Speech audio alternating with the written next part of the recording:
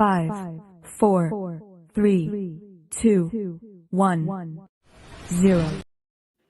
How's it going, everybody? Welcome into another edition of the Skol Experience with GG Sports Podcast, Minnesota Sports Talk. Today, we have another guest on the show, Ryno of Vikings Uncensored. How is it going this evening? Going pretty well. It's been an interesting few days here in Vikings land anyway. We've that mini bye, we've obviously done a little bit of soul searching and making a few changes. So we'll see how things go, I guess. Yeah, absolutely. And a few changes that were much needed. To say the least. Yeah. Before we go too far, I want to just shout out our boy Gary in the building. Let's go, Skol mates, Skol boys, and Chi-Town Vikings. Let's go. Let's go. Let's go. So Ryno, this is the first time, and it's we probably should have made content a lot sooner than this, but this is the first time you've been on this show. And if you're a guest for the first time, we do want to know, how did you become a Viking fan? Let us know, like, your Viking story. What's your whole thing around that? Well, I guess he came down from Mount Sinai and carrying the two stone tablets, and said, "Let there be pain and frustration. Hence, therefore, you are a Vikings fan." So, no, when I was little, my dad used to watch the Vikings quite a bit. He's not so much of a fan anymore now, but and sadly enough, my mother is from Wisconsin, so she's a Packers fan. So naturally gravitated towards the Vikings, and my sister gravitated toward the Packers. So there gets to be some interesting conversations and stuff going on in the Johnson household when Vikings and Packers play. But, I started watching about 1980, and I've lived through all the ups and downs, the triumphs, the heartbreaks, and still waiting on that elusive Lambeau trophy. Yeah. Just like the rest of us. So. Right. Absolutely. So how did you get into the podcasting space? What was your start there? Basically my original start, good friend of a lot of us, Dave Stefano and Drew Bunting, had a podcast going, was called the Good Morning Gallarhorn, back on the old Climbing the Pocket network. And they would have me on a few times for their live post-game wrap-ups. And then, when the show dissolved and went their separate ways, it kind of sat there for a little bit. And I'm like, I really enjoyed doing that. So I think I'm going to start my own show, and then brought on a friend of mine, Brunswick, who's my co-host on on Vikings Uncensored. We started off just doing one show a week, at Friday nights at 6:00 on our YouTube channel. Now, this past year, we've expanded to going 3 nights a week. I do a solo show on Monday nights called Ryno's Rants. Kind of hit some hot button stuff and post-game wrap-ups, that kind of stuff. Wednesdays, Lance does a show called Brunswick's Best, where he takes a look back at the historical players from the Vikings and at each individual number. Just had one drop tonight for number 21. And then, like I said, Friday nights we do studio show, sometimes live, sometimes recorded. But so we have a lot of content going out there anyway. So. Yeah. Yes. Let's go. Awesome. And anybody watching, you should go and follow Ryno at Vikings Uncensored here on YouTube. His link is also in the description, as well as ours. Subscribe to all our channels. Start with his, and then like the videos, of course. All right, back into Vikings. Back into the most recent news that you've already touched on a little bit with the Cam Akers. What is everybody's overall thoughts of Cam Akers being a Viking? And now that we know that it was retrading a 2026 for a 7th conditional, whatever. So we traded one. We swapped picks and go one back to 7th round pick. Anyways, what is your guys' thoughts on getting Cam Akers? Do you think this is a move that needed to be done, something that will improve this team? Do you think it could be bad? What's all your guys' thoughts on that? Ryno, we'll start with you. Yeah. All right. I guess, for what we gave up for him, I'm fine with the deal. I know there was talk that he was going to be released if the they couldn't find a trading partner. The way the running game has looked the first 2 weeks, we have to do something. I mean, I'm not laying this all at the feet of Alexander Madison by any means, but Cam Akers is a pretty good running back if he can stay healthy.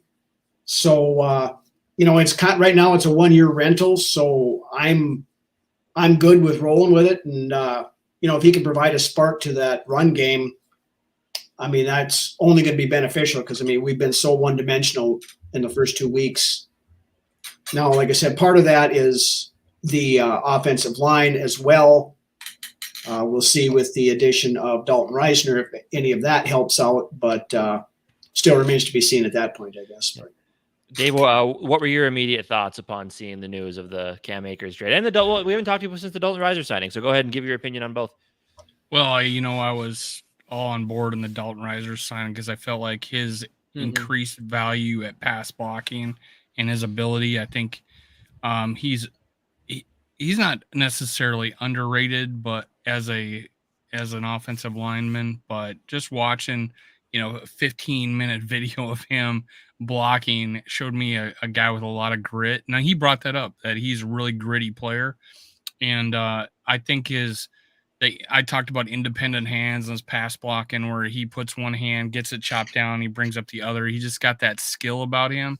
Very smart player. And he's one of those guys that runs down the field, helps up the running back, picks up the running back. He's the first guy. He's looking for the next block, that kind of thing. So I feel like he's underrated as a running back. And I just heard someone say, hey, we're downgrading at run blocking. Well, if you look at the PFF grade of at Ingram run blocking this year, it's not so great, along with everybody else. So you take his average run blocking, we've actually upgraded if he can sustain that. It doesn't look like it doesn't seem like he's gonna play this week.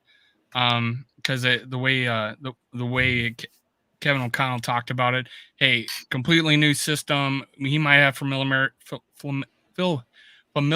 with some of the staff, but it's a totally different system. And then Cam Akers, it's a surprise to me, honestly. I feel like, why aren't we giving Ty Chandler a chance? The guy runs a 4.3. He shows he's got vision. He's looking pretty good in the screen game. It's more about the blocking. This may be just, it might work out. It might work out, but hopefully, I guess that as a rookie, he was really good. I was about to watch a highlight video of him before you got to me. So in about 15 minutes, I'll probably chime back in and tell you what I think. See, well, the thing, obviously, I actually had mentioned it yesterday that I kind of saw the trade coming. The familiarity with Kevin O'Connell and that in his offense, kind of the offensive system since O'Connell. And it was going to be cheap, so it's worth it. Yeah. That's my whole thing is like, hey, it's a shot. Right. And it didn't cost us much. His cap hit is under $2 million this year. So it's like, it's nothing, nothing insane. And like Ryno said, it's a 1-year rental. If it doesn't work out, he walks at the end of the season. And if you trade for him and he walks, are you still in line for a compensatory pick if he signs somewhere since you traded for him, or how does that work? Because the contract is technically done. It's his last year of his deal. So I feel like I think so, because he's a member of the Vikings now, and if he walks in free agency, I believe you're in line for compensatory of some sort now. Yeah. If anyone in the comments has any more insight on that. Now, you did mention the cap space. I think that leaves enough cap space for a fat guy like Akeem Hicks. Right. I desperately want right now. Well, yeah, I want a fat guy that's a happy, jolly fat guy in the middle of that defensive line at nose tackle. And the guy loves football. The guy just shows complete joy on the field when he's fighting. It's funny. He's one of those guys that beats you down and then laughs and giggles like, oh, that was a good play. That kind of thing. I want that guy on our team. I do. Yeah. Me too. But going back to some of the Akers stuff, I don't know. It's just, to me, it just feels like a real low risk, high reward type deal here with the trade. And then you talk about Ty Chandler. I mean, I had hopes for Ty Chandler as well, but you have the feeling that maybe in the building, they're not 100% convinced that he can necessarily be the guy. And maybe they want to see what they have him in for another year, get him some reps in there to get him some real game experience and then go from there. But I mean, in a team, and here's the thing, I'm so happy we can put to rest the whole like tanking and just giving up on the season, because you don't make these moves if people still People still talking about it. If you're not in, you don't make trades. You don't sign Dalton Reiser or trade for a Cam Akers or try to bolster your team. Right. So I think we can tell Kwesi wants to win this year, and he thinks they can. He thinks, if you look at it, and everybody, we talked about it ad nauseum, self-inflicted mistakes, giving the other team more opportunities than they should have had, and that's what kills you at the end of the day. So I like these moves. I mean, worst case scenario, it doesn't work, and you move on, and we have a bad record, and you draft your quarterback of the future, and it is what it is at that point. But both deals I'm happy about. I like to see that they're at least trying to do something. So I like to see it. I'm happy. Yeah, very happy with both. And Dalton Reisner's introductory, or not press conference, but they talked to him in the locker room today. I don't know if you guys caught it. Awesome. I watched it. That was good. He's an awesome dude. He was pointing out awesome. Pointed out the picture on Twitter of the airport thing. He said he was getting back from work. He's like, I'll try to stir up some fun on Twitter, try to get some GMs watching. Right. He also said that he was actually supposed to visit another team. He's on his way to sign a contract. On his way to sign. Yeah.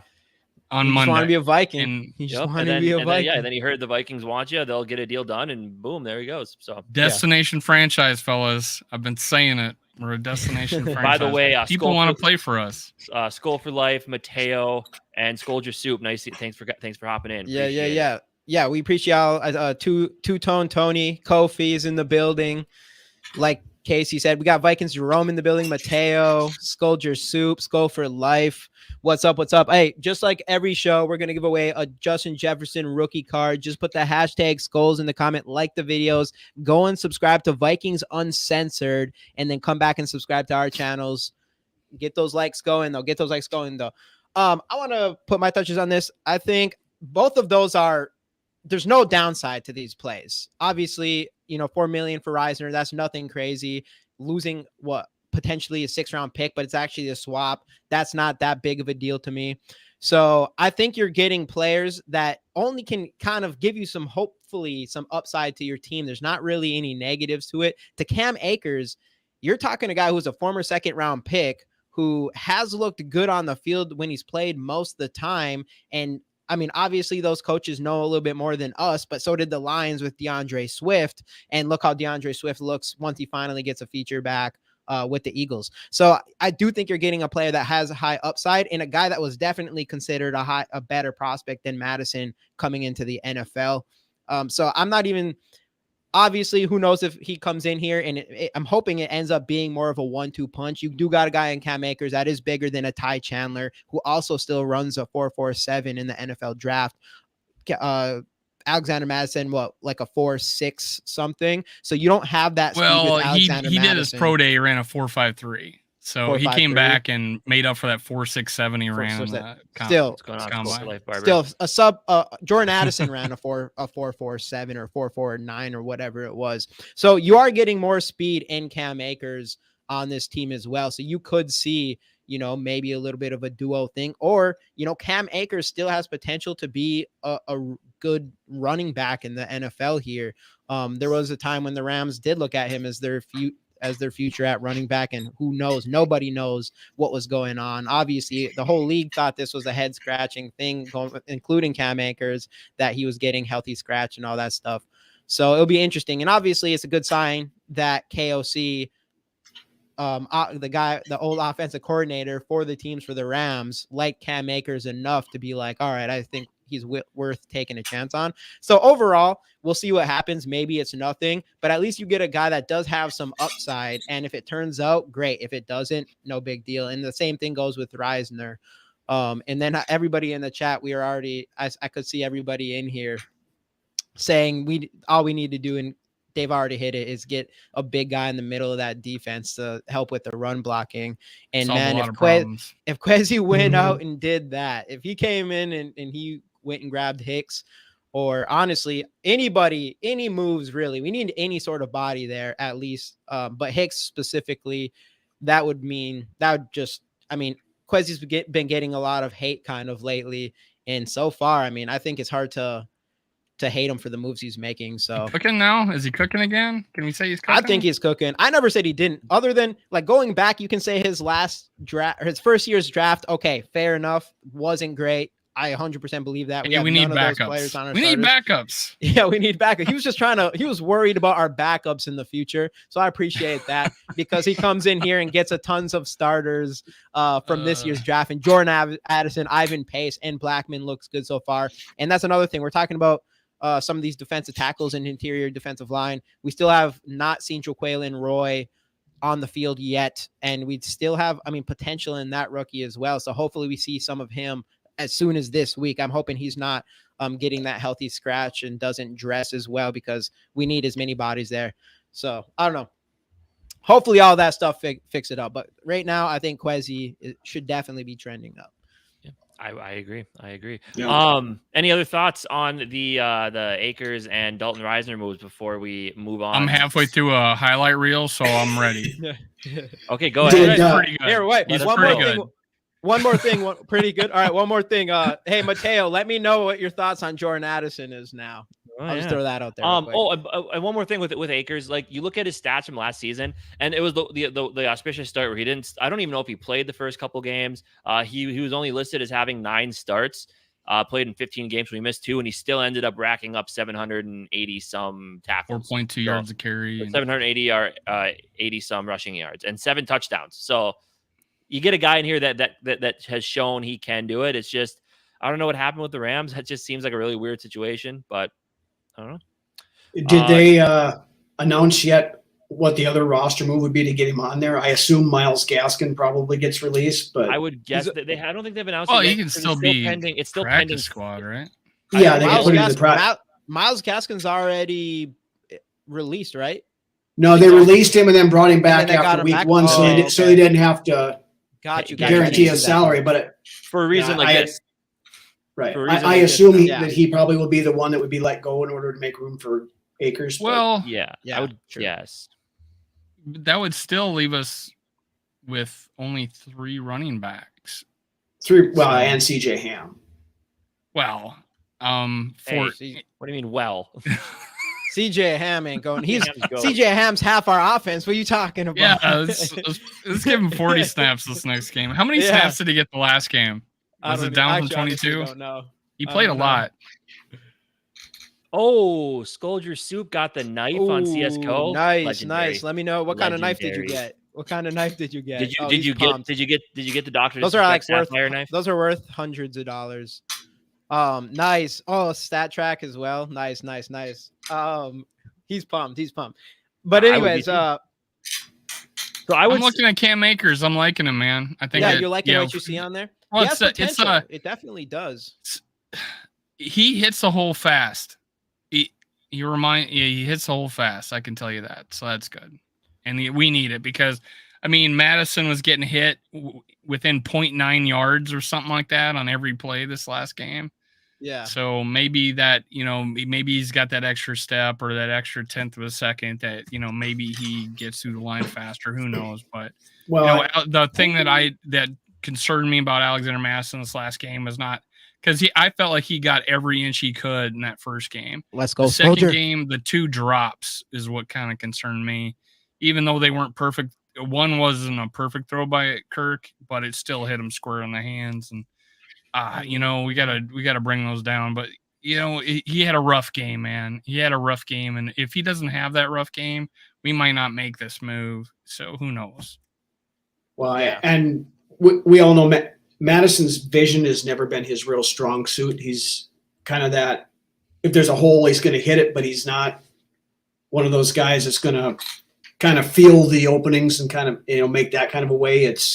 He's a one hit and go kind of guy, whereas Akers I think is more of that patient, letting the blocks develop kind of thing and being able to find himself some positive yardage where there otherwise might not be any. And Madison might be earning some dividends and short yardage plays this year too. For sure. Right. Madison's more of a Leroy Horde than he is a. Hey, if you want me to get 3 yards, I'm going to get you 3 yards. But if you want me to get you 4 yards, I'm going to get you 3 yards. I don't know how that quote went, but it was something like that. If you need a yard, I'll get you 3. If you need 5, I'll get you 3. I love it. Yeah, and that is a good example. we've seen a little bit more from him in past, like when he's came in for Delvin Cook before, like in Delvin Cook's injuries, it seems like there's times where he was able to get bigger chunk yards, but he's never going to be, he's not going to be that, he's not going to break I'm blaming the line open. right now. Yeah, the offensive line is it is mostly it is 100% mostly the offensive line so far.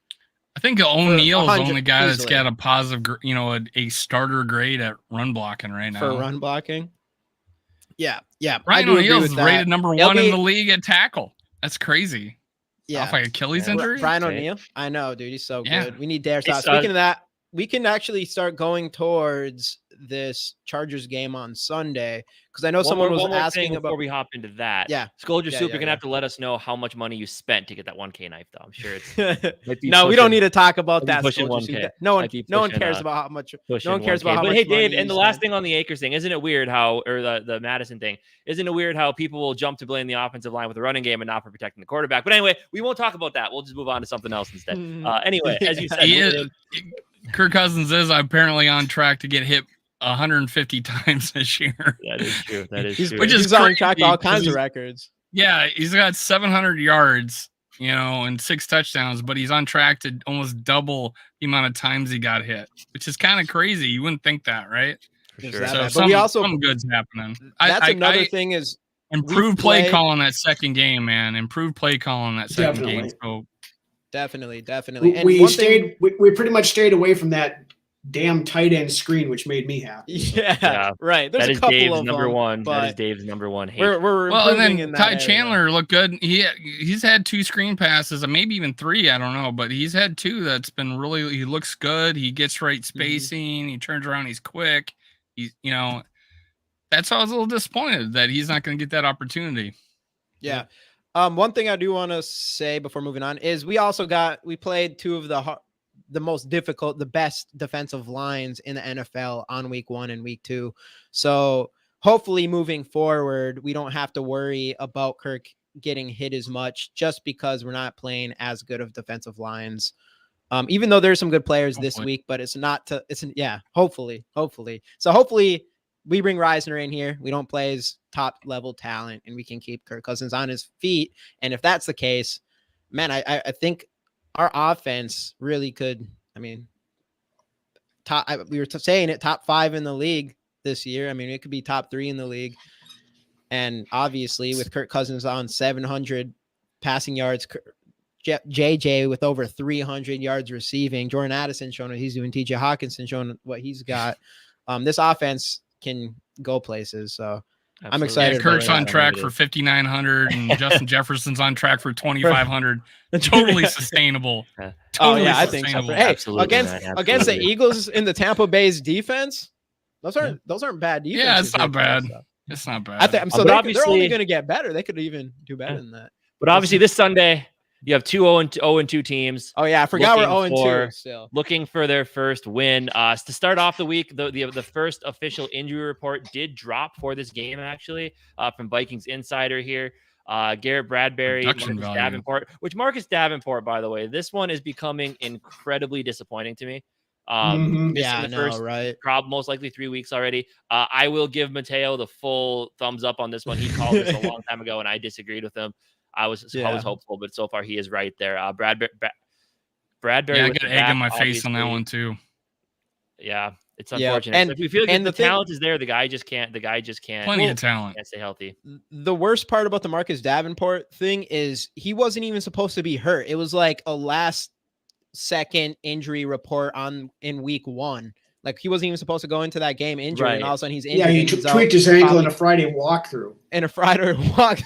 And now he's out for our 3rd game potentially.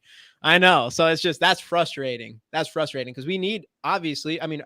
According to PFF, even though I like what Flores is doing with our pass rush, we're towards the bottom of the league in our pass rush grade, according to PFF, depending on how you feel about that. But they ranked us second in the league last year, so. Oh, they did? They ranked our defense second. You go look it up. Oh, yeah. PFF. It was right. But our score. That's the biggest indictment of PFF on certain rankings right there. Certain ratings. We talked about it, like individual effort, You can't help if your coach tells you to play off 8 yards. It's like right. So I don't know. The limiteds, Yeah. Christian Darrisaw, Jordan Hicks, Josh Metellus, Jalen Naylor, all limited. Which, I mean, if you want to talk about the disappointment Marcus Davenport has been, I know Jamie and I talked about this length here. Jordan Hicks has to be one of the biggest surprises so far this season with how well he's played in the first couple of games. And everyone is talking about him being traded or cut because of Asamoah and including Case. us, and obviously I was on the stuff. I was on the key picks. I knew Hicks was going to be around because he got voted a captain and he's a veteran presence. And he's looked like a guy who heard all the talk, heard all the chatter about him potentially being cut, and he's played out of his mind right now. Right after the end of the season, it was like I thought there was a better chance we kept Kendricks, even though the money thing made sense. But I thought there was a better chance we keep Kendricks around than Hicks. Hicks had kind of an average season last year, and then we had Asamoah coming up or whatever. So I was one of the people that was like expecting him. Same with I didn't expect Alexander Madison being here as well at the end of the season or anything like that, but obviously they are. And then yeah, I agree. Jordan Hicks has definitely stepped up. He's been all over the field. You see him making sound tackles. You can cover my face. I saw an interesting stat today. Yeah. Jordan Hicks last year blitzed 17 times the entire season. He has blitzed 17 times in the first 2 games this year. Oh, it's embarrassing to even think about how bad that shell was. Yeah. Dude, it was so awful. bad. It was so bad. And you can feel it with the defense. You can feel it. It's a whole different defense. And some of these guys are stepping up and everything too. But what's up? So me and my guest last night both kind of had this, and I think Justin kind of agreed. Like that was a game plan against Eagles. Like we game planned to contain Hurts. And it worked. Right.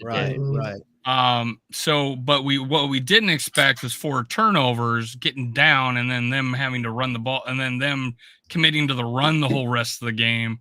So the 3-man fronts, though, it seemed like every time I was looking, I'm live, in the chat. I'm like 3-man front, 3-man front, 3-man front. Mm-hmm. It looked crazy. But if we come out of that with a victory, we don't turn over the ball maybe only half twice. The times. Yeah, twice. Twice. That's all we're asking. Brian Flores is looking like a genius, right? It's like one of those things. Yeah. I saw a play today. I saw a play today that they ran the deal on. At one play, we had one down defensive lineman on the field. That was it. Yeah, that's insane.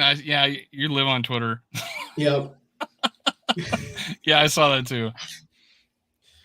But then on the Rams side of it, Austin Eckler, which would be huge, did not practice. Yeah, Eric Kendricks.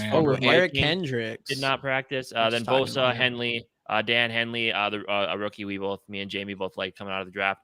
Chris Rump and Mike Williams. Mike Williams was a full participant. The other 3 were limited. So those are the injuries to watch so far going through the first injury report of the week, which obviously it's not a huge indicator. You still got to see, Thursday, Friday, see how practices keep going. But does it surprise you that I keep wanting to say San Diego, but the Chargers are like dead last apparently in like pressures?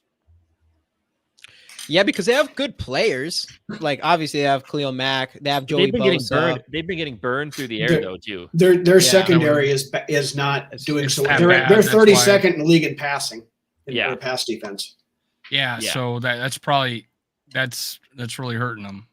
And that's something we need to absolutely exploit. Well, and we can. We have JJ and Addison who's been playing out of his mind too. And Reisner's gonna shore up that interior immediately, hopefully. With Eckler out, with our pass offense, their pass defense, I was talking like this is like a great matchup for us to get out of the shithole.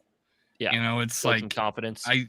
They should not feel very well coming into. There's not going to be a single Charger fan there for one. They don't have fans. They don't have fans at their own stadium. So. They don't have fans at their own stadium. Who was it that was it the Rams and the 49ers? Yeah. And it was red everywhere. Yep. That was crazy. Hey, Yogi. Hey, what up, Yogi? Man? In the building. Yeah. So I agree. I agree. Yeah. This is a huge game though. I mean, both teams are going to be motivated to win. I feel like if there's one fan base that wants to lose more, it's probably the Chargers, because they know if they lose a couple more games, Brandon Staley's probably gone, and I think Brandon Staley is an awful head coach. Personally, that team is far too talented to be barely making the playoffs and starting 0-2, which I guess you could say the same thing about the Vikes. But I mean, I don't know, man. Like that's in a lot of aspects, the Chargers are the AFC version of the Vikings. That's exactly what Maverick just said up here as well. SK and Rap said the same thing. It's except for are they getting all the turnovers? No, because the thing with they had 0 turnovers. Yeah, so I mean, there's a little bit difference there. I'd feel a little bit more optimistic about us shoring up our turnovers compared to whatever they need to shore up, because we shouldn't. I mean, those turnovers, like, it's terrible. You should not be doing it, but it's a little bit fluky. It's a little bit. So they're 50 points in 2 games with 0 turnovers. We're 45 points with 7. So it's like they've like had to squeeze out every ounce, right, without no turnovers. And we here are almost right there with them, and we've gotten 7 turnovers. So that's, right. So, again, another thing, if we fix the turnover issue, we should be win this game. Sculpture Soup, I see you, man. Congratulations on that poll. So, I mean, based on what y'all are saying, if they have so obviously we win this, we come in this game and we just try to throw all over them. Obviously, we should continue to establish this run, or the run will be still interesting to see how quickly Cam Akers will come in if he'll play Sunday. He should be ready to go, but it'll be interesting to see that. And then same with Reisner. I'm sure he'll be suited up, but it'll be interesting if he will actually get a starting spot, or if we'll see him. No, you don't really see guards switching in and out. So I don't know if we'll even see him this Sunday, but I'm hoping so. I think all of us are at the point now where I know he's only been on the team for less than a week, but put him right into Ed Ingram's spot. And he would be one Ed Ingram stepping on Kirk Cousins' foot and causing a sack away from coming into the game if he doesn't start. Yep. Yeah, sure. Exactly. Yeah. There was a play at the beginning of the Eagles game where Josh Oliver ran straight into Kirk Cousins, and then I just rewatched the play. Schlottman got so he got forklifted into Oliver. Right, and that's what it was. And I'm like, God, Schlottman, you're a big dude, man. Come on. But it's just so it's weird how like the first few games have gone from an offensive play calling standpoint. Because like the first game, I feel like, I mean, like the Eagles game, we'll start with that. How I think the offense was and the running game to an extent was dictated by how the game went. I mean, they were in it to start, but then by the beginning of by the start of the third quarter, they're down 10 at that time, 10 or 13. And at that point, like you're forced to abandon the run. The run doesn't work very well, and you got to go to the pass game, which is why the passing numbers were huge. And the first game, we were in it, like we were never down big, and I feel like that just forced Kevin O'Connell into a really boring, his usual kind of boring, stale play calling, where you couldn't sustain a drive and you can never get the run game going. So with the Chargers, if they can stay in it, it's only going to help the run game, because you're not put in situations where you're not on the field often enough to be able to establish your offense, or B, where you're down so much you have to keep throwing the football. So I think that they got to stay in it, and Kevin O'Connell just needs to have his foot on the gas as if they're the down whole by time. Multiple scores. Right. Yeah, that's a great point, because just like last year with our put 20-0 to start the game, right? Right on the board, and then we're set. Because that's and hypnotize Kevin O'Connell to make that like real. And then, he has to believe it, because the second quarter and third quarter lows from last year is probably Kevin O'Connell starting to be conservative, which is the reason why we got rid of Mike Zimmer. So that's what it kind of feels like. Like, is he starts to be conservative because we are winning? Because in the first quarters of like every game last season, we were always starting with a winning, and then the second and third would just be boring, and then we'd fall behind, and then we'd have to come back. Right. You remember the Buccaneers game? You remember the Buccaneers game from when they won the Super Bowl, like when we played them? And I felt like we were better. I felt like we played better than them that game, but it was like turnovers. Yeah, that's what this Eagles game felt like. And the pass interference on a Hail Mary on Gronkowski, because they call that only when it's Tom Brady and the Patriots, and they're or at Tom Brady and his football. I can't remember every detail. I'm 50, so yeah. Ryno, what are I don't remember what I ate for lunch. So. I mean, Mateo, I'm going to disagree with you because I think he still has the ability to be a fantastic head coach. It's just the play. He's shown good play calling, and he's Ryno, shown overall, what are your calling. thoughts with Kevin O'Connell after the first season plus 2 games? Overall, I mean, to Mateo's point, one thing we have to remember is last year was Kevin O'Connell's first year of actually calling plays. When he was at the Rams, he didn't call the plays; McVay did. He set up the game plan for the Redskins that one year, and it wasn't very good.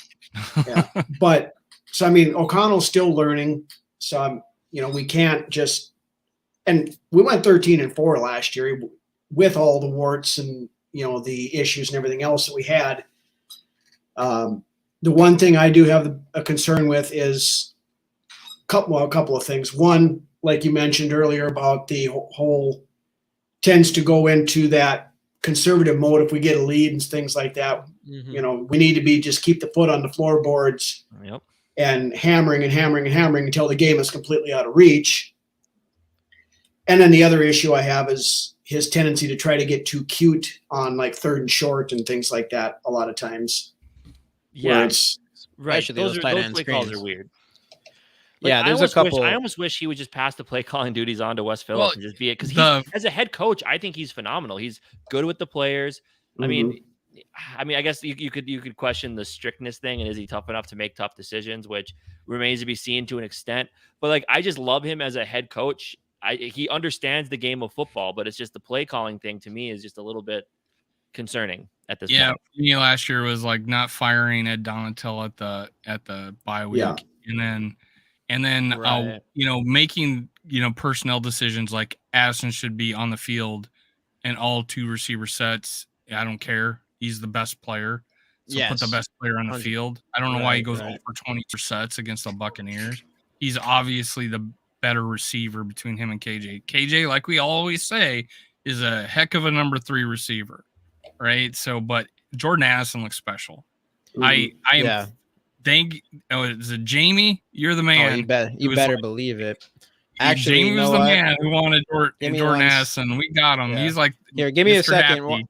Give me 2 seconds. Moving up for We're gonna go Jordan Addison. If we stay at 23, I have a feeling he's not gonna be there. Boom, baby. Wow, you have that just queued up. I've had that. It's been on here. He waited for that exact moment when David brings it up, and he's going to go boom. I'm saving this specifically for when Dave says I called Jordan Addison now. But no. Addison, obviously, he's looking fantastic. And you talked about KJ Osborne, and we do think he's a good wide receiver 3. Though, obviously, him dropping those passes is inexcusable. Other times, he was wide open twice. I don't know if that had something to do with the defense or if KJ just got himself wide open in this game.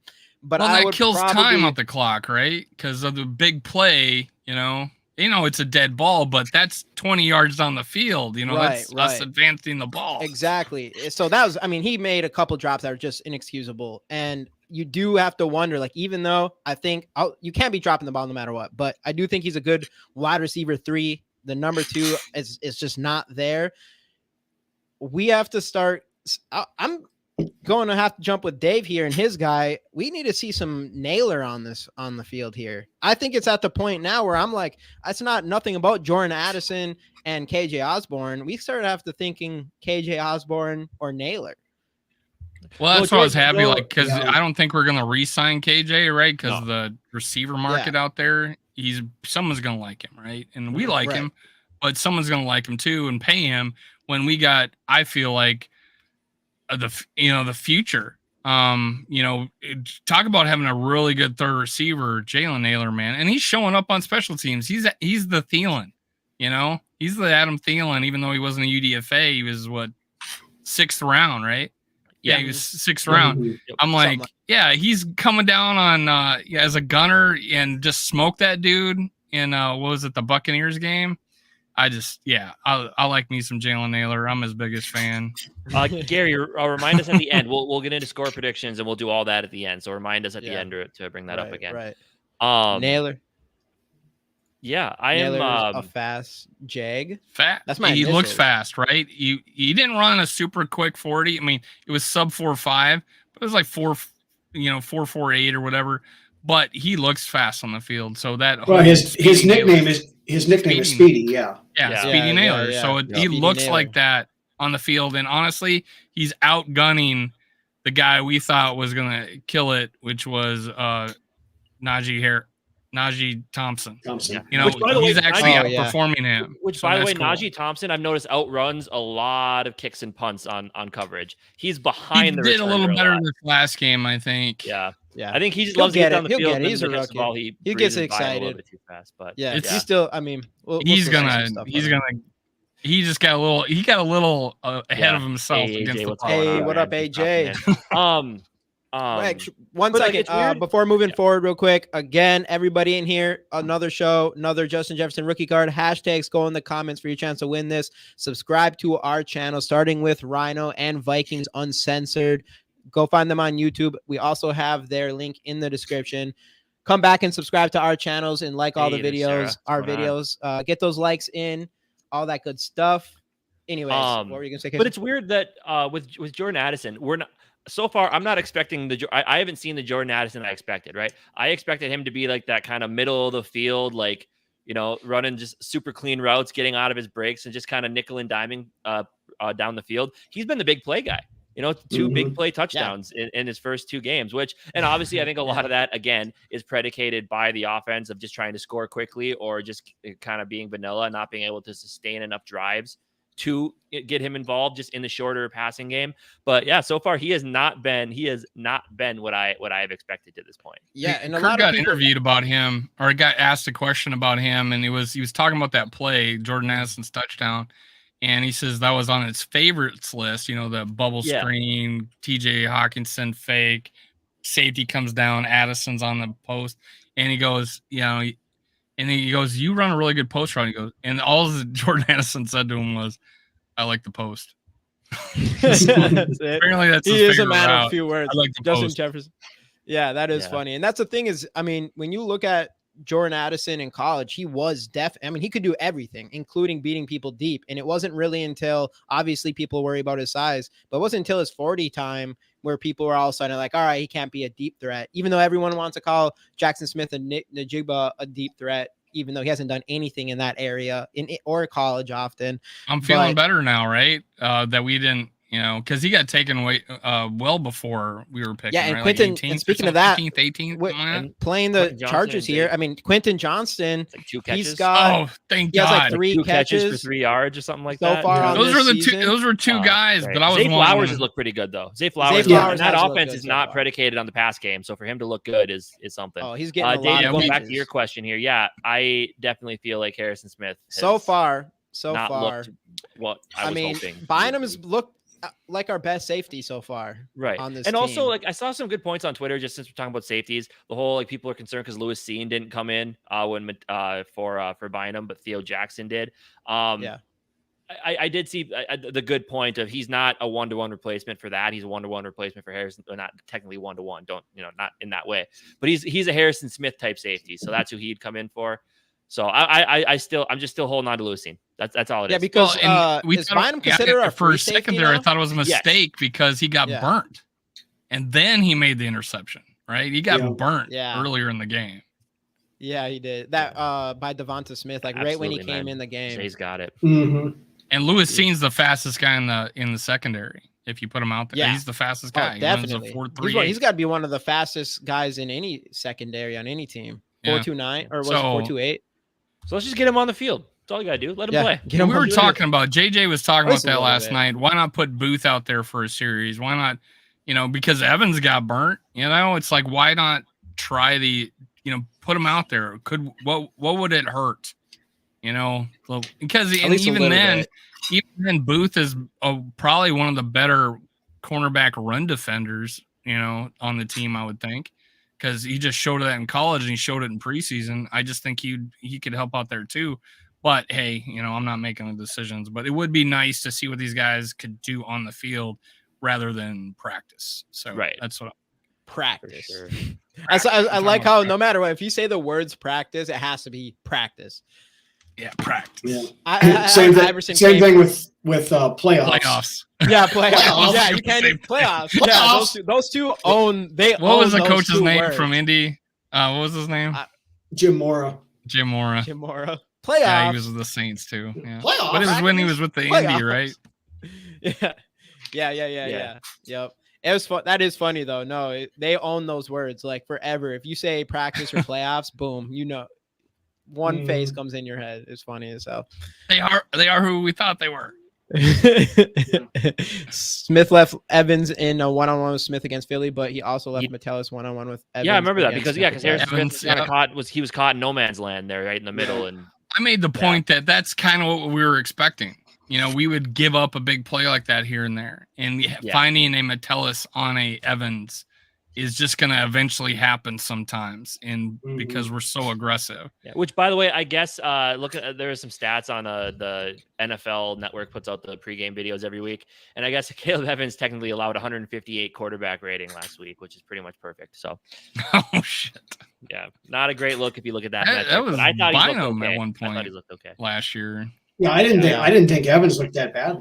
No, I thought he's played decent both weeks, really. But yeah. Sure. I mean, we didn't. Agree, I think we allowed 200. We didn't allow 200 yards at all in week 1, and then in week 2, I think it was 150 yards passing. That's all. 400 yards rushing, and 500 yards rushing, and 100. I think it was like 190. I think DeAndre Swift ran for more than Jalen Hurts. Oh, absolutely. Yeah, for sure. I mean, that's yards. That's nothing but a win for us. You take what we had last season. That's nothing but a win to see our secondary play like this that. Defense, This defense, even though they got beat a couple times, like it's such a breath of fresh air here, because it's like we're doing some different things, and it's nice. It's different. It's better than last year. We're not letting them catch the ball and then grouping up to tackle.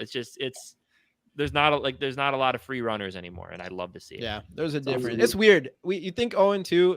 I don't know if it's because what Quezzy did with the Reisner thing, also with grabbing Cam Akers, watching the Lions, the Packers, and Bears all lose on Sunday.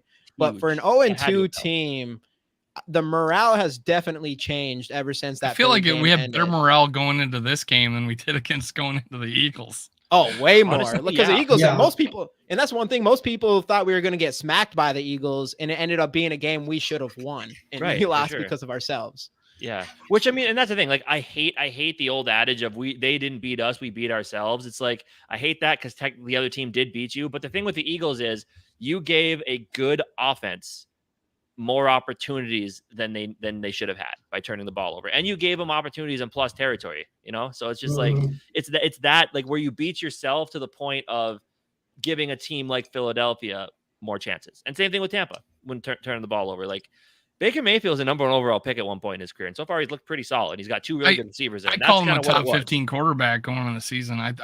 Going into that game, I was like, this guy can play. Is just.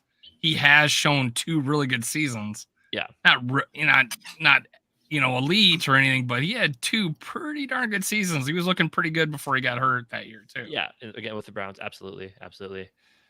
He got shafted by the Browns. Let's just I mean, he got shafted by the Browns. And hey, karma's a bitch. It just looked like a terrible mistake by the Browns right now to let go of Baker Mayfield and get Deshaun Watson. Deshaun Watson looks bad. Huge mistake. He looks bad. He looks terrible. And the thing with Baker, they were so they said he can't get it done, but Baker's got a good arm, and when the shoulder was healthy, he put up some solid numbers. So I don't know. This isn't a Baker Mayfield show. I've always been a Baker fan. I love the attitude. I really do. Like, you got to act that way when you're an undersized walk-on quarterback at a big school like Oklahoma, and it worked for him. Yeah. When we played him, I was not impressed at all. He looked like just a man. So far, it seems like he's just trying to be a game manager, which is fine with them. He looked better in the second half. Still, I don't know. He wasn't great, but he had grit. He ran the ball. He has that. I'm not on the Baker Mayfield train, even though I had to go pick him up in my fantasy draft. I wouldn't call saying he's top 15 being on the Baker Mayfield train, but if that's the case, then choo-choo. I mean, I'm not. I think he's average, very, very average. Still, Atlanta's 2-0. The Buccaneers are 2-0. I'm hating life right now at 0-2. I'm laughing about it. Oh shit! It just feels like things could be changing around. It does. I wish, for some reason, I kind of wish we played I wish we played the Panthers this week and we just dominated them. Nah, you you got to go in there and play a good team. You got to get a talented team in here at who is home, also and you gotta underperforming. Right, and you got to whoop their ass, and everything's going to be fine. Yeah.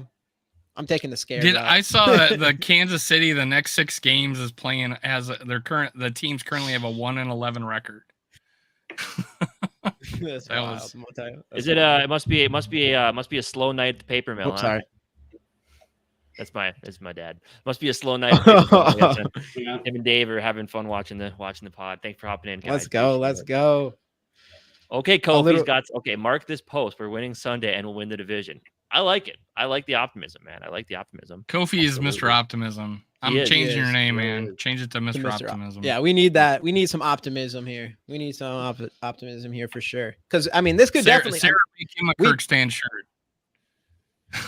Yeah, she did. I mean, we got to go on the Kirk train now. Obviously, he's about to break 6,000 yards passing. So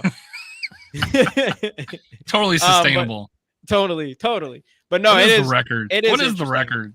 That's a good question. You should look it up. I don't even know. It's probably 5. Well, Tua's got him beat. So. It's over 5, but yeah. Well, yeah. Hey, what up, Sodak in the building? What's going on? KB plays. Sodak, how's it going? Sodak, kid. Sorry, Dave.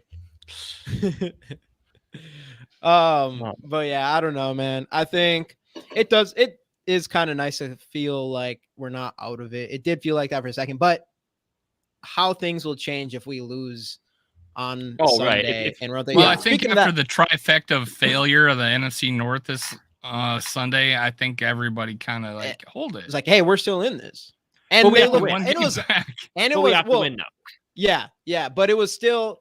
And the thing about that is those were pretty bad losses by the Lions and all of them were bad losses. Like the Packers, the Falcons, they're a bottom 3 team in the NFL. Well, the Bears are an absolute shit show right now. Like that. Oh yeah, they're a 12 alarm dumpster fire right now. Literally, it's lighting up on fire. You have the defensive coordinator doing God knows what over there. You have Justin Fields calling out his coaches. It's just it's maybe coaching. Yeah.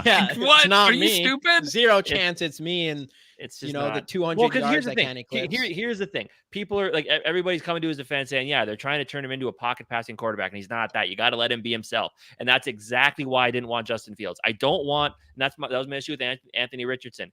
I don't want to have a guy that eventually you're like, this guy can't be a pocket passing quarterback, so he just needs to be a running back who throws the football sometimes. That's not what I want in my quarterback, and that's exactly why I didn't want a guy like Justin. With Richardson so far, it looks like he's doing solid in that area. I gotta watch him. I haven't done. That's the one thing about Anthony Richardson is development. And you can tell he wants to be a good. He wanted to be, even in college, even though he has all the athleticism and size in the entire world. It's like he chooses to throw the ball instead of running. Unlike Justin Fields, even though Justin Fields looked better at Ohio State in that area, but in Lamar Jackson is a good point to what you're saying as well. Is like he's going to run before he throws or whatever. But that's one thing that's really surprising about Anthony Richardson. Most of the time, Justin Fields doesn't look like he's even interested in throwing the ball. Right. I'm watching some of those highlights of low lights actually because he gets sacked of these wide ass open guys right up the middle, and he's looking right at them. They're in front of him. And that's one of the things like with Christian Ponder, I mean, eyes are down. I think Fields' eyes are down. And that's what things I like about Kirk, I think his eyes are always downfield. And I think there's other players like that, our eyes are always downfield. The Kirk's detriment is I feel like he consciously chooses to stand there and take the hit. Yeah. No matter what. Kirk gets into his own head too often, and that's where he has the problem. He sits and starts overanalyzing stuff instead of just boom, think and go. Yeah. Or which I have seen. Oh, there's that too. I have seen. It was improvement from the second game to the first game to the second game for sure for Kirk because it seemed like he was slow with his decision making. There was still a couple. Now it sucks because now that first game I did not like some of his not decision making, but what's the word? Kind of his panic checkdowns. He wasn't making not just that, but there's people open and he decided to wait his I can't think of the word now. No. Which game? Whatever. The Bucs game? He's waiting for them to get themselves open instead of throwing them open. Yeah, something like that. And he's just not making a decision right away, pretty much. Even though there's a guy that could be open and he's just taking too long to make that decision. And then now I feel like in this game, I was that's one thing about with Kirk Cousins. Then you kind of I look for it, which isn't fair for Kirk Cousins. Because in this game, it wasn't too bad. There was one time where Jordan Addison, I think it was third down actually. And Jordan Addison beat his guy on right towards the right past the first down on the sidelines, and Kirk Cousins doesn't throw to him, and then Jordan Addison runs up five yards past in front of the first down, and then Kirk Cousins finally throws to him. So that was like an example of him. He had him open, but he wanted to wait to make a different play. I don't know what it was, and then he ends up, we would have had a first down there for sure. And then it was 5 yards short because he waited too long to throw the ball. So indecisiveness, I think maybe is the word I was looking for. But I saw that a lot in the first game. And I think now after that second game, I was kind of paying attention to it specifically. But other than that, so far, it seems to be getting better. So I'm hoping he's getting loose out there and he's getting out of his head a little bit. Yeah. Dave, what do you want to say? There's obviously something you want to say. Recency bias. We watch our games. We only see the highlights of other teams. That's I always lean that's on fair. It's fair. And I feel like that's fair with how I was watching Kirk Cousins in that last game, but he definitely improved. And it's hard because you do worry about Kirk Cousins from those mental areas. I don't know. You just have to with him. Dude, I had Lions fans on PSF. The Lions commentators. I was in there. They were like,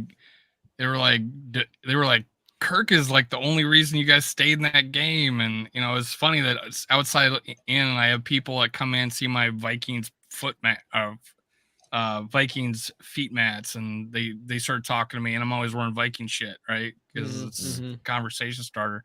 And they talk to me about Kirk Cousins and whatever. But outside, we made, well, I don't want to go into it, obviously, but there's guys seeing those games that are on fans of other teams that are noticing like they wish they had them because of their quarterback sucks. Well, but also with the OSU quarterback, what we got here? Ohio State quarterbacks never end up being anything. Yeah, right. Everybody awful. Keeps saying that, and sure enough, another one. Yeah, Shroud. He threw for 350, 2 touchdowns last game. But as you said, garbage time. A lot of garbage time. Yeah, there was. Hey, Adam in fantasy. So Fields can't even throw for that in garbage time, though. So that is you can't even throw for half of that in garbage time. But Dave, you were saying Austin Eckler did not participate. What's up? The PSF guys, Pro Sports Football or Pro PFS. PSF, Pro Sports fans. Sorry, Pro Sports fans. But I don't even know who I work for anymore. But yeah, the Lions guys, I joined their chat, and they were, they saw I was Minnesota Sports Talk, right? So he started talking to me about how we did against the Eagles. They were calling us trash, though.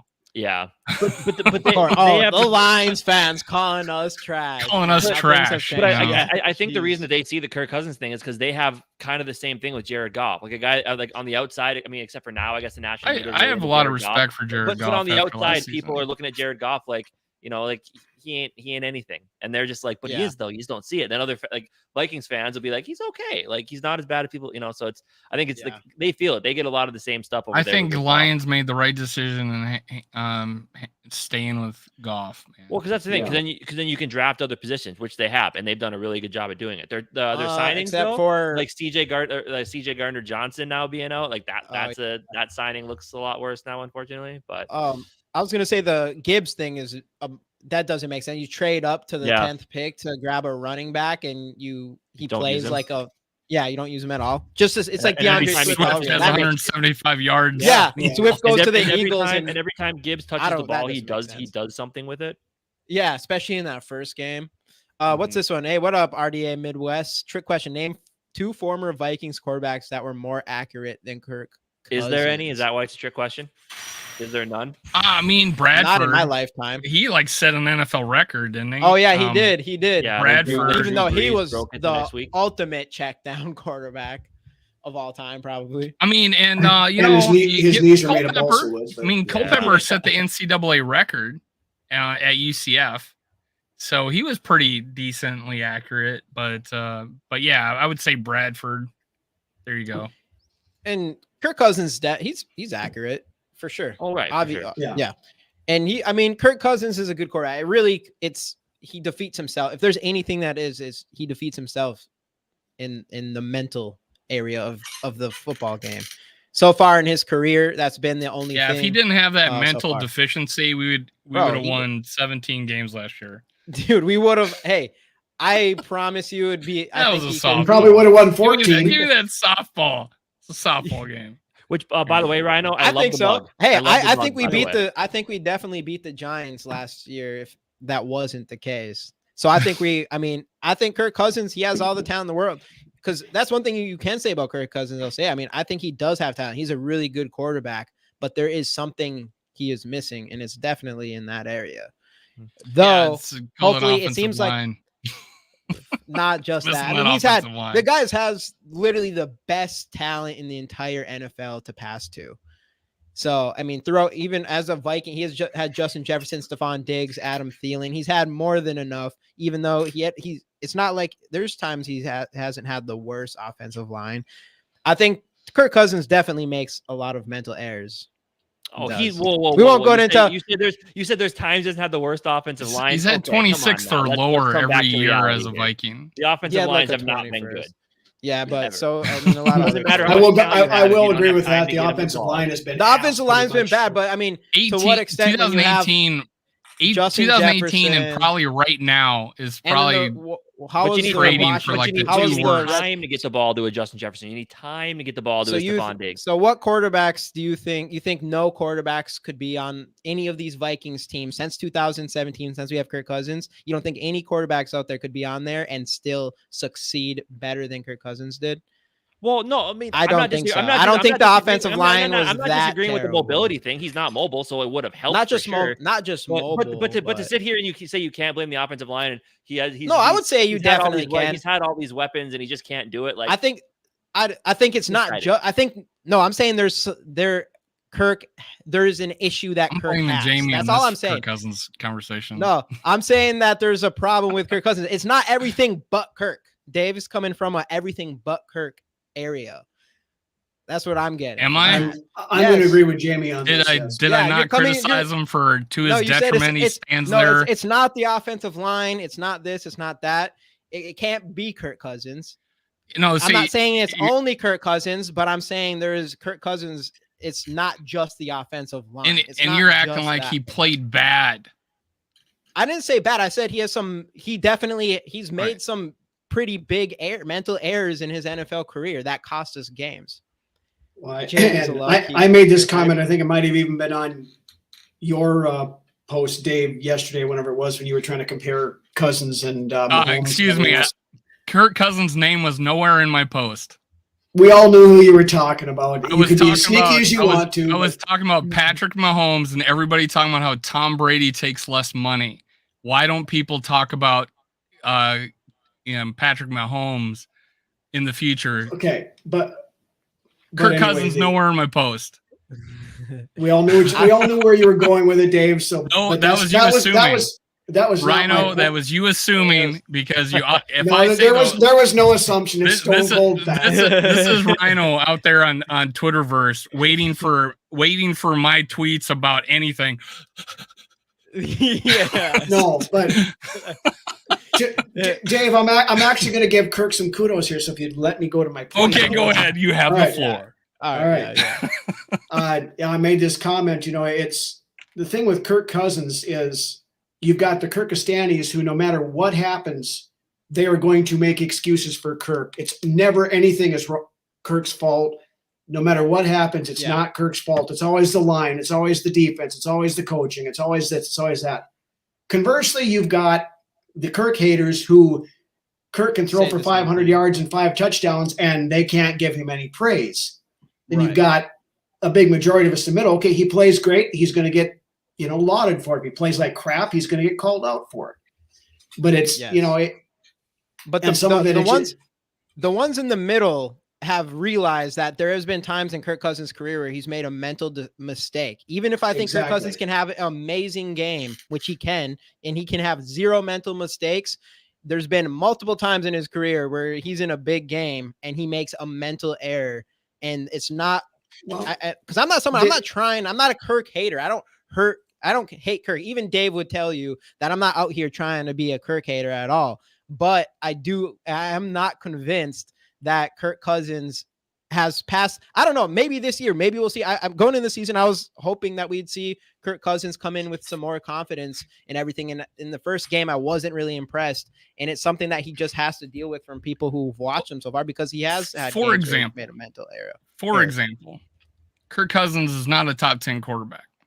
Yet he's always in the top 10 in touchdowns. I would put him top 10. Passing. He's top 10. Yeah. Right. I'd put him in top 10, though. I don't know how many times, even yesterday, people talking about how he's a 12 to 15, 12 to 15 quarterback. I'm like, he's leading the league right now. Come on, guys. Come on. I mean, like, that's the way I act when I see something like that. But yeah, Kofi, I'm definitely not saying that. I definitely don't think Kirk is the reason why we're losing. Back to we only look at our quarterback. We're going to nitpick that quarterback. And every time I mention how awful our defense or our line has been in his Vikings career, I think the guy I had on yesterday just posted earlier, yesterday, about he had a 14th ranked defense and the next best was like 25th. So, and then you talk about how his offensive line, you said maybe he had a 21st ranked offensive line, but I think it's much lower than that every year. But then we go look, and Kirk Cousins has made errors in his career. Every quarterback has made errors in here. Yeah, I think he makes less than most. So he makes them in big stages, big parts of the games. Why are we in those big stages? Why are we in those big parts? Yeah, but it doesn't matter because once you make playoffs, dude, he made a lot of good.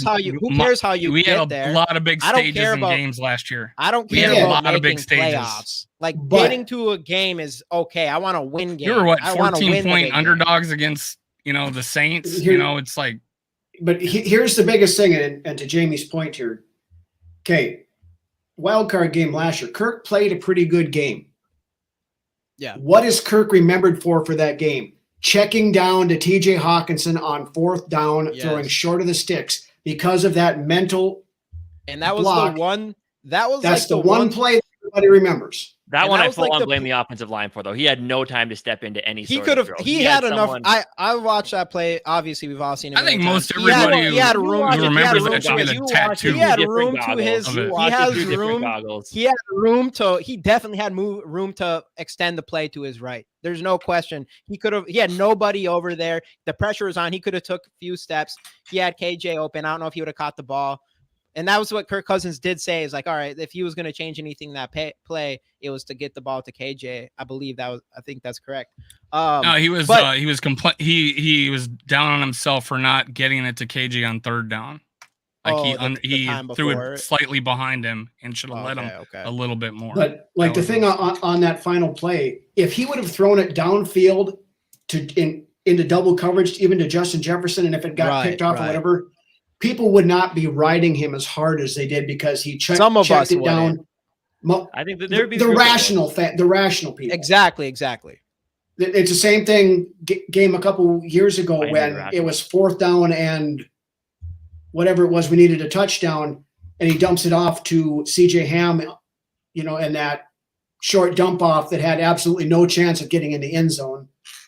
Here's an example. Buccaneers game. I think it was probably 2nd down. I don't know. He's rolling out to his right. He tries to dump it over to Madison. He jumps up. It's too high. KJ Osborne was open in the end zone. He missed that throw. Next play, he swings past. He throws a pass to Madison. He breaks it for 4 yards. My God, why the hell did he throw that? No one could break that tackle. 4th down and 8. No, TJ Hawkinson could never break a tackle. Come on. We got it. It happens. It's the thought process. I was given on that 4th and 8. The thought process on that 4th and 8 play given to me several times on my on shows I'm on is that 0% chance of first down, but at least you got a 2% chance if you throw it to JJ downfield before he even broke on his route and wasn't looking. So I mean, we see what JJ can do. He's already JJ's made those plays. I think he made the decision. The pass was actually caught. I'm not going to kill a guy for that. I'm not going to kill a guy for that. Catching it short of the sticks and not being able to get a first down out of it is no different than an incompletion. Madison was short of the sticks. It just doesn't change my mind to get to that touchdown. It wasn't a good thing for him to do as far as changing my mind that he doesn't show up in the biggest moments in a game. It just doesn't. And that's just the reality of it. It didn't make it any better. And even if it wasn't just totally his fault, that's just how I feel about that. For biggest moments of games. But he also doesn't go out there in that one game. He also doesn't go out there thinking I got to do what the fans want. He goes. But we know. We all watched the court. We all loved what we saw from Kirk Cousins in the quarterback series. But it's just you can see how much he's in his head. Like it's obvious that he doesn't have that Mahomes type mentality. I'm going to go out there and be the best. All that kind of stuff. Like you just don't see that out of Kirk Cousins. For example, Indy game, the quarterback, the Buffalo game. I saw so many comments about how there's Kirk being Kirk and in his head and he's frustrated and he's showing it and we won the 2 games. We came back and he had crazy good comeback games. And we're talking about how Kirk was showing his frustration on the sideline. Oh my God, that's Kirk being Kirk. He won those 2 games. He came back. He led us back. On both those games. Case in point on that though, Dave, that the catch Jefferson made in the Buffalo game, when they asked Kirk about that afterwards, he said, I should have never thrown that pass. Which I don't like that. No, that would.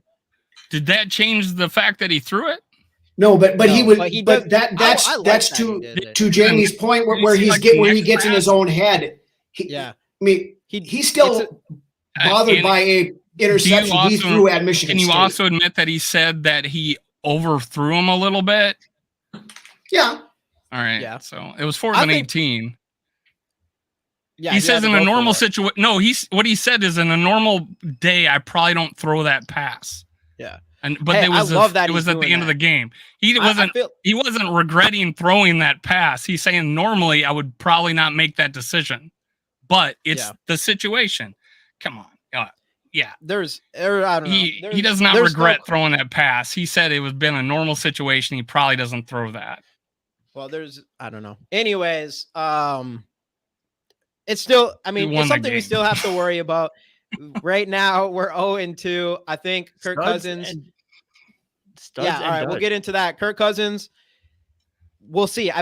Last season, he did not have a lot of mental errors. It was just that one Giants play it's just there. And so far in the first game, he had some mistakes. It wasn't anything great or bad or terrible or whatever. And then this game, last game, he definitely was stepping up, specifically in the second half when we needed points. So we can just hopefully he keeps that up.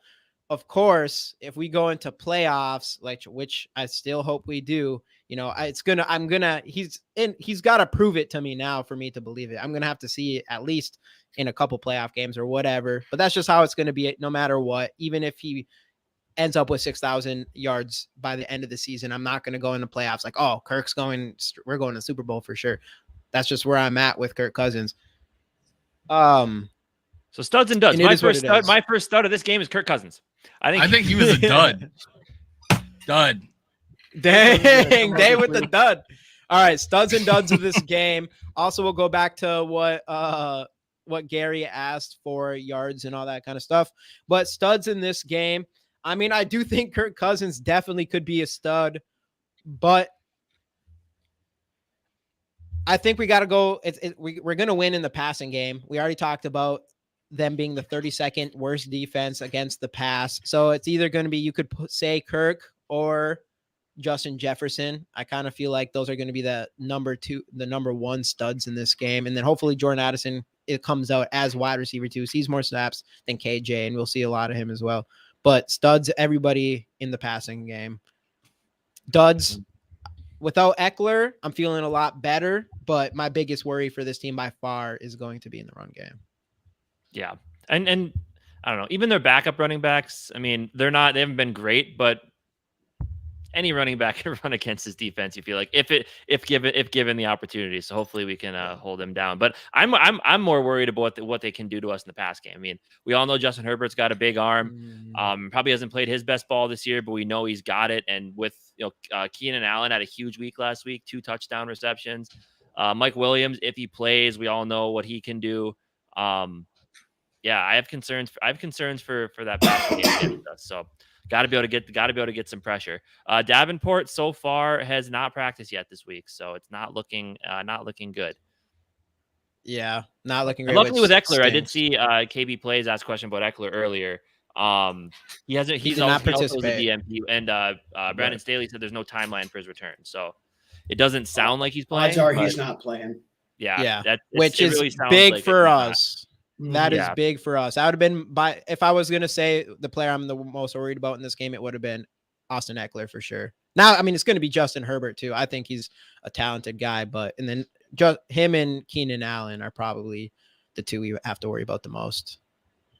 Yeah. How about you guys? What do you guys think? Any other studs or duds in this game? Or on the stud side, I think I'm going with guy I've been super high on ever since we brought him in here, Ivan Pace. I mean, he's up among the league leaders in tackles. He's been one of the, if not the highest ranking rookie defender both weeks so far. Right. The guy's a heat-seeking missile out there. He's saw him take down a double team in that Philly game, 2 big guys in the line, and he still got made himself through there. Danielle Hunter, 4 sacks in 2 games, tied for the league lead right now. I mean, that's another one. And I think if we can get pressure on Herbert, I think that's going to be huge. And I think we can with the way Flores runs his guys out there. So absolutely. Yeah. Absolutely. What's your thoughts, Dave? On stud? Yeah. Or dud? Studs or duds, or just, I guess, like, who do you think is important for us to win this game? What do you think is important for us to win this game? Well, I think, it's cliche, but, that find that mental fortitude that we do not fumble the ball unforced. Well, they're forced, but geez, some of these guys don't fumble at all. But I think it's I'm not worried about our receivers, Justin Jefferson, stretching out, things like that. But whoever our starting running back is in that game, I think it's important for him not to give up the ball. So I think that's important. But if I'm thinking about a stud in this game, I mean, the guy delivering the ball right now, he's got to be a stud in this game. Although I do worry about his mental capacity to play under the bright sun when the lights are brightest. And so I am a little worried about that. It's a new game. It's a daytime game. We're playing. Yeah, we're good. He's good. The big he's old really hesitant. It's great on 5 plays a game, and I think that's going to be a detriment to us. No, yeah, Kirk Cousins delivering the ball just to go like last year. He had that 3 game. Was it 2 games or 3? We had 2 games in a row where he had like 400 yards or something like that, or I don't know what it is. So keep that streak going. It does look like we're going to need to throw the ball a lot this year. So it might be on his shoulders this game. And I would think if we're going to win the game, Kirk's got to play like more like Philly than the Buccaneers. Right. So I think if he can do 2 games in a row. Now, for me, it's like, what's Herbert done in his career, right? He's, what does it say for a guy to lose at noon? It's like, I think it says more than losing the bright lights when your defense gives up 35, right? So it's like, they're not turning the ball over. They're scoring 25 points and still losing. Right. What does that say about that quarterback compared to our quarterback that looks like he's fighting every inch of the field? So, I think we got the edge of this game. I think we match up well. People keep saying like you guys did, and that they're like the Vikings West, and I can see that. But I just think we match up better against them than they do against us. Yes, especially if they have the worst passing defense, and we have has to be the number one passing offense right now in the NFL. We're has to be, right? we're defending the pass well, and that's their strength without Eckler. So yeah. Other than maybe Miami, and you have Justin Jefferson, so make sure you get Justin. There should not be a single 3 minutes where Justin Jefferson doesn't touch the ball. Make sure he touches the ball throughout the entire game. If it's cloudy on Sunday, I have a little more confidence in Kirk. That bright sun coming through the windows. It's too much light. That guy's insane. Too much light. That guy's insane at 12, man. But no, Justin Jefferson definitely get the ball. This offense should honestly, it sounds crazy to get that Kirk Cousins could possibly get 6,000 yards. But at the same time, I'm like, why would we slow down? Because who's going to figure out Justin Jefferson? Especially, we don't even have Jordan Addison. Obviously, 6,000 is a lot to ask for. But, Jordan Addison should be wide receiver too, and he hasn't even been implemented the best way he can yet. Imagine what we'd be like. Even better if he was on the field more. Yeah, definitely better. And because Justin Jefferson is that big of a problem.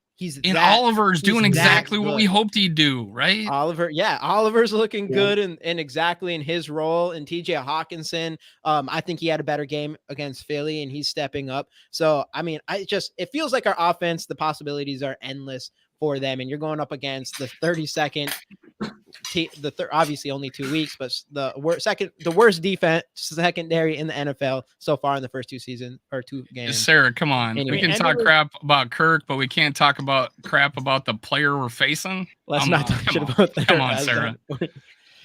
No, we're good. We'll move on. I love you, Sarah. Wasn't it the Chargers that Tyreek put up his 250 on or whatever? Or what did he have, 215 that first week or something? I think that was the Chargers, wasn't it? I think it was. Yeah. Was it? I think it was. I think you're right. Yeah. Yeah. So they're gettable. Well, we know that they're gettable with the number one wide receiver. We have a guy better than Tyreek Hill. So there we go. We do, dude. Justin Jefferson is just Tyreek Hill's pretty special. Yeah. The biggest. Who's this Rams receiver, man? This rookie Puka Nacua or whatever his name is. Like, who the hell are you? Dude, I gotta go look him up. He was Jaron Hall's number one target at BYU. That explains it. Bring him here. The thing That's why we drafted him, because his receiver was really good. His receiver was he tricked us. No, Jaron Hall looks like he'll be okay, especially as a backup. So, but no, that wide receiver is crazy. He already has the record for the most catches in 2 games in his career, whatever. He has like 20 catches, 25 catches already. He had 15 on Sunday. That's nuts. 15, just getting fed. That's why it'll be interesting to see what happens when Cooper Kupp comes back. If that just diminishes, or if he's not going to get that many catches with Cooper Kupp, but if he still gets at least like 5 a game, or if he's that big of a part of that offense. But it'll be interesting. So let's go through some score predictions here. I'll start, I guess. I'm going to say, I think we put up a lot of points. I'm going to say we put up 34-21.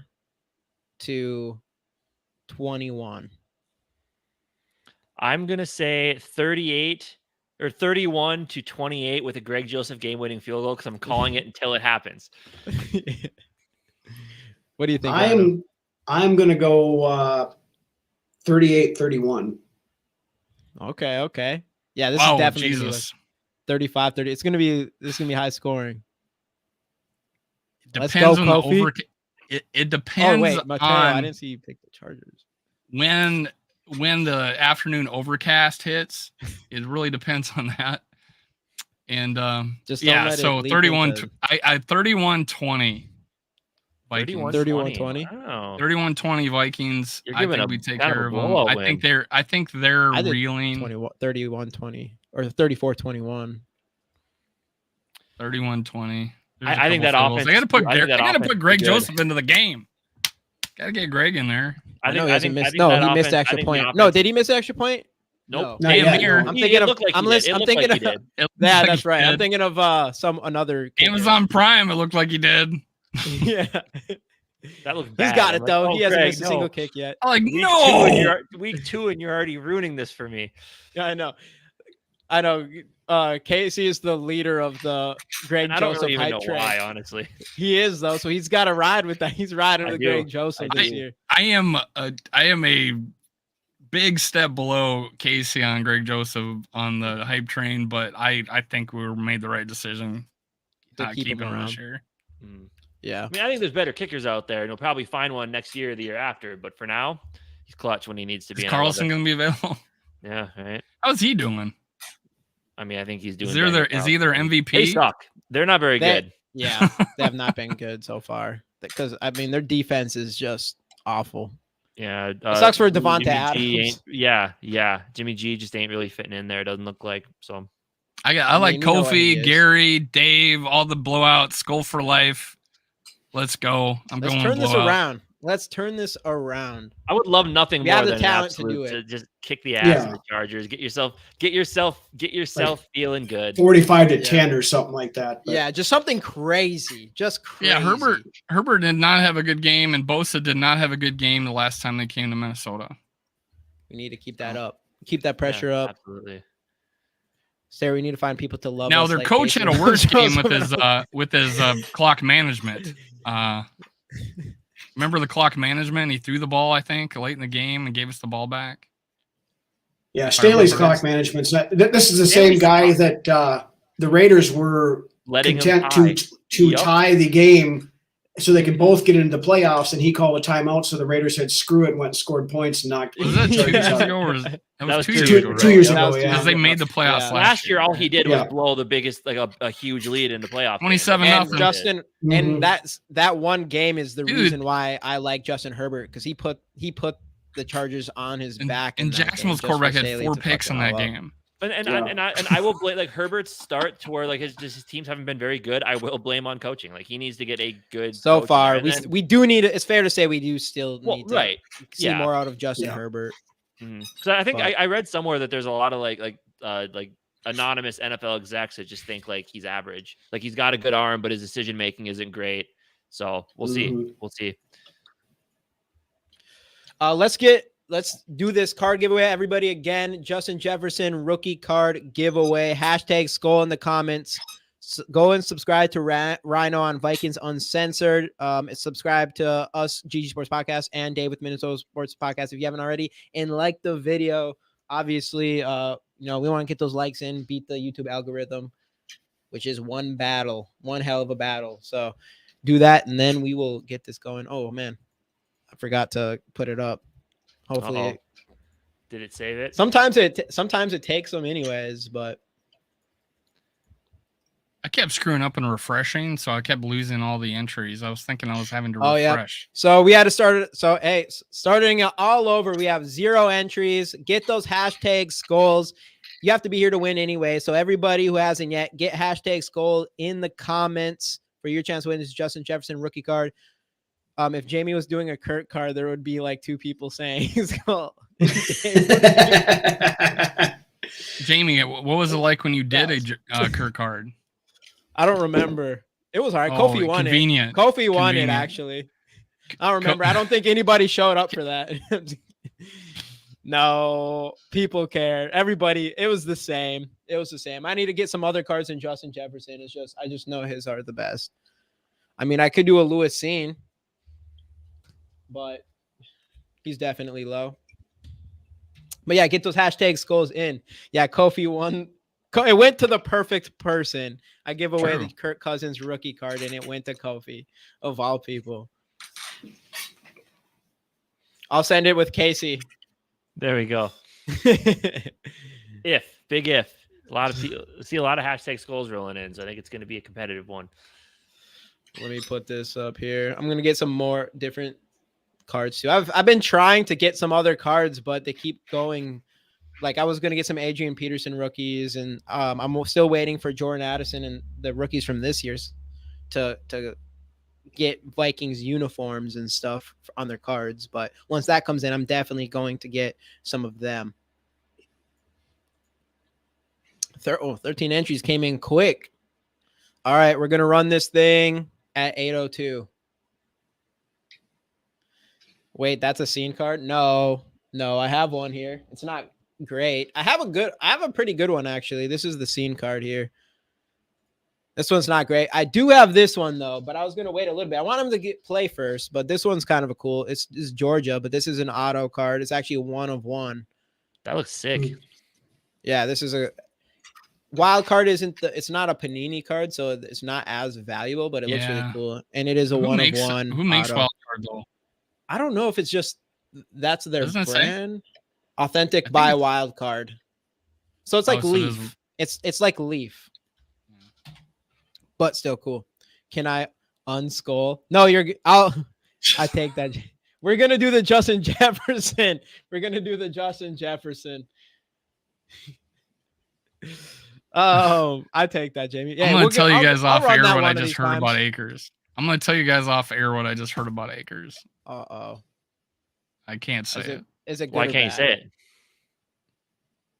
Is it good or bad? Because it's salacious and I can't confirm it, and I don't want to have it out there.